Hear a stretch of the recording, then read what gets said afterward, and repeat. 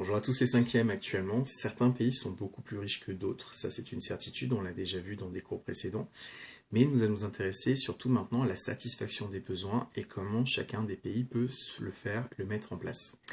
Les inégalités sont déjà très fortes sur la répartition des ressources au niveau de la Terre et le fait que les prix peuvent varier en fonction de la rareté, de la présence ou non d'un objet et en fonction des échanges au niveau international. Le but, c'est de comprendre qu'actuellement, certes, on a un certain nombre de ressources renouvelables, mais plus on les utilise fréquemment, plus la qualité est moindre. Et pour d'autres ressources, comme elles ne sont pas renouvelables, là par contre, à un moment donné, on ne pourra plus les utiliser. Donc il faut vraiment, à chaque fois qu'on décide de prendre une décision pour consommer, pour utiliser ou pour fabriquer, ça demande un choix. Or, ce choix a forcément des conséquences puisque je ne pourrai pas réutiliser un matériau ou il faudra que je détruise quelque chose que j'ai déjà fait, voire, tout simplement, la qualité sera dégradée. L'exemple typique, actuellement, c'est si on regarde l'or. Ce matériau est donc actuellement de plus en plus rare et la qualité de plus en plus dégradée. Ce qu'on retrouve actuellement, ce n'est plus de la qualité comme autrefois. Donc il va vraiment falloir trouver un moyen de gérer ce problème qui est la rareté et le cumuler à d'autres soucis actuels tels que le changement climatique, le non-renouvellement d'un certain nombre de nos ressources pour pouvoir satisfaire les besoins de chacun. Au final, notre but, c'est de voir comment on peut réduire les inégalités entre les hommes, comment on peut satisfaire leurs besoins, et finalement comment la question des ressources est devenue quelque chose d'assez essentiel au sein de notre société. On va voir ça en 3 grands thèmes. Thème numéro 1, la ressource, c'est pas forcément la plus vitale a priori, c'est celle de l'énergie. Dans un deuxième temps, nous verrons l'eau et l'air, et enfin la nourriture. On est bon ? Allez, on y va, c'est parti. Si on observe cette caricature, on observe un certain nombre de choses.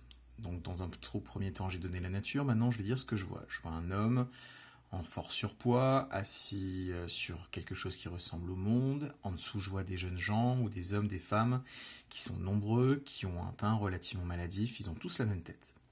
Si je dois commencer maintenant à analyser, je constate que l'homme fort est habillé finalement à l'occidental, et même sur la tête, il a cette casquette qui rappelle les couleurs américaines avec l'étoile américaine. À la main, il tient cet objet qui ressemble à une canette qu'on pourrait trouver dans un fast-food, sur lequel il est marqué oil, c'est-à-dire pétrole. Donc tout simplement, ici, on veut vous montrer les pays finalement occidentaux, les pays riches, les membres de la triade, l'Amérique du Nord, l'Europe et aussi le Japon. Et on voit qu'il est en train de parler à des gens, on leur dit « poussez-vous un peu », alors que lui est tout seul. Si on regarde les gens à qui il demande de se pousser, non seulement ils sont très nombreux, mais ils occupent déjà une toute petite partie de la planète. Ils ont l'air en mauvaise santé, preuve que finalement il accapare l'ensemble des richesses, mais que malgré tout il considère qu'il n'est pas responsable des problèmes et que même il devrait avoir encore plus de privilèges. Alors qu'à l'inverse, les pays les plus pauvres, eux, se partagent peu d'espace. Si vous regardez bien, ils auraient juste ici un morceau de l'Amérique du Sud, un tout petit morceau de l'Afrique, et surtout ils ne possèdent rien. Donc on va vous montrer dans ce chapitre un certain nombre d'inégalités au niveau de la planète, aussi bien au niveau des ressources qu'au niveau de leur répartition et de leur utilisation. Si je regarde sa deuxième caricature, on voit un repas dans lequel on aurait invité un membre des pays pauvres, ici représenté par un jeune Africain, et ici un membre des pays riches, représenté probablement par un Européen ou un Américain. L'Européen ou l'Américain est en train de consommer un steak, et on vous explique que pour pouvoir fabriquer ce steak, il a fallu 16 kg de céréales et 15 000 litres d'eau pour élever l'animal, pour l'abattre, pour pouvoir le préparer, le conditionner. Ça peut être à différents niveaux finalement, ce qu'on est en train de vous expliquer. Soit ça veut dire que non seulement il faut un énorme gâchis de nourriture pour consommer un tout petit truc, soit on essaie de vous expliquer que finalement, l'homme pauvre se dit que lui pourrait faire une meilleure utilisation de l'ensemble de cette nourriture et de cette boisson pour se nourrir lui-même. On a l'impression que les deux personnages sont choqués, l'un de voir ce que gaspille l'autre, et lui de réaliser finalement l'ampleur des dégâts qu'il a sur l'ensemble de la planète. On essaie finalement de vous faire comprendre dans le chapitre qu'il y a un certain nombre de ressources qui sont pour certaines renouvelables, d'autres non renouvelables. Donc les non renouvelables, une fois qu'elles sont utilisées, elles ont disparu. Mais même les renouvelables, si on doit pouvoir les réutiliser, il faut les recycler, il faut généralement les purifier, ce qui demande encore l'usage de ressources, et la qualité n'est pas forcément toujours au rendez-vous.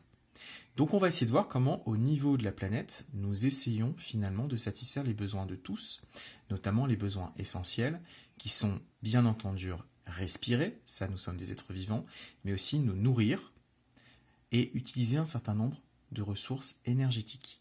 Donc ça va être le but de ce chapitre, de voir finalement comment on peut essayer de satisfaire les besoins de tout le monde.